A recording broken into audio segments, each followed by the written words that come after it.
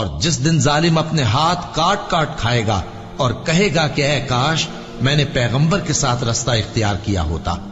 ہائے شامت کاش میں نے فلاں شخص کو دوست نہ بنایا ہوتا، اس نے مجھ کو کتاب نصیحت کے میرے پاس آنے کے بعد بہکا دیا۔ اور شیطان انسان کو وقت پر دغا دینے والا ہے۔ یوں نہیں،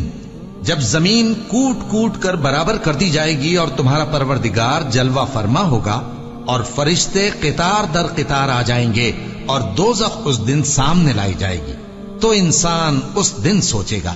مگر اب سوچنے سے اسے فائدہ کہاں مل سکے گا؟ کہے گا کاش میں نے اپنی اس زندگی کے لیے کچھ آگے بھیجا ہوتا، تو اس دن نہ کوئی اللہ کے عذاب کی طرح کا عذاب دے گا اور نہ کوئی اس کے جکڑنے کی طرح جکڑے گا۔ جس دن ان کے چہرے آگ میں الٹ پلٹ کیے جائیں گے تو کہیں گے اے کاش ہم اللہ کی فرما برداری کرتے اور رسول صلی اللہ علیہ وآلہ وسلم کا حکم مانتے۔ اور جس کا نامہ اعمال اس کے بائیں ہاتھ میں دیا جائے گا تو وہ کہے گا اے کاش مجھ کو میرا اعمال نامہ نہ دیا جاتا اور مجھے معلوم نہ ہوتا کہ میرا حساب کیا ہے۔ اے کاش موت میرا کام تمام کر چکی ہوتی، آج میرا مال میرے کچھ بھی کام نہ آیا، مجھ سے میرا اقتدار جاتا رہا۔ حکم ہوگا کہ اسے پکڑ لو، اب اسے طوق پہنا دو، پھر دوزخ کی آگ میں اسے جھونک دو، پھر زنجیر سے جس کی لمبائی 70 گز ہے جکڑ دو، اور ان سے دنیا کی زندگی کی مثال بھی بیان کر دو کہ وہ ایسی ہے جیسے پانی جسے ہم نے آسمان سے برسایا تو اس کے ساتھ زمین کی پیداوار مل کر نکلی، پھر وہ چورا چورا ہو گئی کہ ہوائیں اسے اڑاتی پھرتی ہیں، اور اللہ تو ہر چیز پر قدرت رکھتا ہے۔ مال اور بیٹے تو دنیا کی زندگی کی رونق و زینت ہیں، اور نیکیاں جو باقی رہنے والی ہیں وہ ثواب کے لحاظ سے تمہارے پروردگار کے ہاں بہت اچھی اور امید کے لحاظ سے بہت بہتر ہیں۔ اور جس دن ہم پہاڑوں کو چلائیں گے اور تم زمین کو صاف میدان دیکھو گے اور ان لوگوں کو ہم جمع کر لیں گے تو ان میں سے کسی کو بھی نہیں چھوڑیں گے، اور سب تمہارے پروردگار کے سامنے صف باندھ کر لائے جائیں گے، تو ہم ان سے کہیں گے کہ جس طرح ہم نے تم کو پہلی بار پیدا کیا تھا اسی طرح آج تم ہمارے سامنے آئے،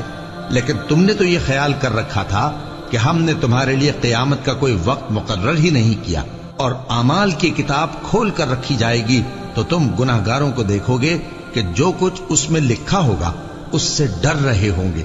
اور کہیں گے ہائے شامت یہ کیسی کتاب ہے کہ نہ چھوٹی بات کو چھوڑتی ہے نہ بڑی کو، کوئی بات بھی نہیں مگر اسے لکھ رکھا ہے،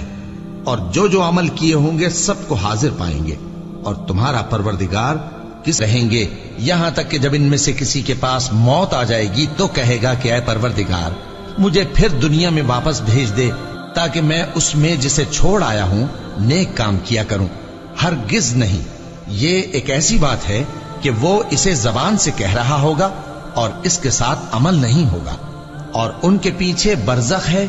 جہاں وہ اس دن تک کہ دوبارہ اٹھائے جائیں گے رہیں گے، پھر جب سور پھونکا جائے گا تو نہ تو ان میں قرابتیں رہیں گی اور نہ ایک دوسرے کو پوچھیں گے، تو جن کے اعمال کے بوجھ بھاری ہوں گے تو وہی کامیاب ہیں، اور جن کے بوجھ ہلکے ہوں گے وہ لوگ ہیں جنہوں نے اپنے آپ کو خسارے میں ڈالا، ہمیشہ دوزخ میں رہیں گے۔ آگ ان کے چہروں کو جھلس دے گی اور وہ اس میں بد شکل ہو رہے ہوں گے، کیا تم کو میری آیتیں پڑھ کر نہیں سنائی جاتی تھیں؟ پھر تم تو ان کو جھٹلائے ہی جاتے تھے۔ وہ کہیں گے اے ہمارے پروردگار ہم پر ہماری کمبختی غالب آ گئی اور ہم رستے سے بھٹک گئے، اے پروردگار ہم کو اس میں سے نکال دے، اگر ہم پھر ایسے کام کریں تو ظالم ہوں گے۔ فرمائے گا کہ اسی میں ذلت کے ساتھ پڑے رہو اور مجھ سے بات نہ کرو۔ میرے بندوں میں ایک گروہ تھا جو دعا کیا کرتا تھا کہ اے ہمارے پروردگار ہم ایمان لائے تو تو ہم کو بخش دے اور ہم پر رحم فرما، اور تو سب سے بہتر رحم کرنے والا ہے۔ تو تم ان سے تمسخر کرتے رہے یہاں تک کہ ان کے پیچھے میری یاد بھی بھول گئے، اور تم ہمیشہ ان سے ہنسی کیا کرتے تھے۔ آج میں نے ان کو ان کے صبر کا بدلہ دیا کہ وہی کامیاب ہو گئے۔ اللہ پوچھے گا کہ تم زمین میں کتنے برس رہے؟ وہ کہیں گے کہ ہم 1 روز یا 1 روز سے بھی کم رہے تھے، شمار کرنے والوں سے پوچھ لیجئے۔ اللہ فرمائے گا کہ وہاں تم بہت ہی کم رہے، کاش تم جانتے ہوتے۔ کیا تم یہ خیال کرتے ہو کہ ہم نے تم کو بے مقصد پیدا کیا ہے اور یہ کہ تم ہماری طرف لوٹ کر نہیں آؤ گے؟ تو اللہ جو سچا بادشاہ ہے اس کی شان اس سے اونچی ہے، اس کے سوا کوئی معبود نہیں، وہی عرش کریم کا مالک ہے۔ اے پیغمبر، میری طرف سے لوگوں کو کہہ دو کہ اے میرے بندو، جنہوں نے اپنی جانوں پر زیادتی کی ہے، اللہ کی رحمت سے نا امید نہ ہونا، اللہ تو سب گناہوں کو بخش دیتا ہے، بے شک وہی تو ہے بڑا بخشنے والا، بڑا مہربان۔ اور اس سے پہلے کہ تم پر عذاب آ واقع ہو، اپنے پروردگار کی طرف رجوع کرو اور اس کے فرما بردار ہو جاؤ،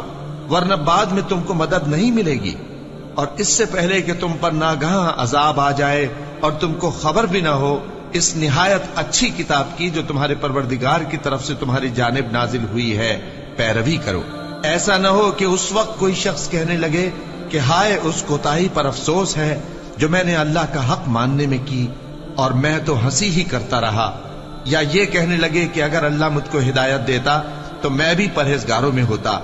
یا جب عذاب دیکھ لے تو کہنے لگے کہ اگر مجھے پھر ایک دفعہ دنیا میں جانا ہو تو میں نیکوکاروں میں ہو جاؤں۔ ارشاد ہوگا کیوں نہیں، میری آیتیں تیرے پاس پہنچ گئی تھی مگر تو نے ان کو جھٹلایا اور شیخی میں آ گیا اور تو کافر بن گیا۔ اور اے مخاطب، جن لوگوں نے اللہ پر جھوٹ بولا تم قیامت کے دن دیکھو گے کہ ان کے چہرے سیاہ ہو رہے ہوں گے، کیا تکبر کرنے والوں کا ٹھکانہ دوزخ میں نہیں ہے؟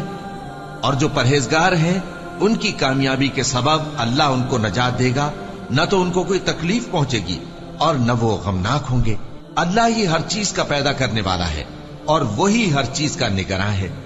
اسی کے پاس آسمانوں اور زمین کی کنجیاں ہیں، اور جنہوں نے اللہ کی آیتوں سے کفر کیا وہی نقصان اٹھانے والے ہیں۔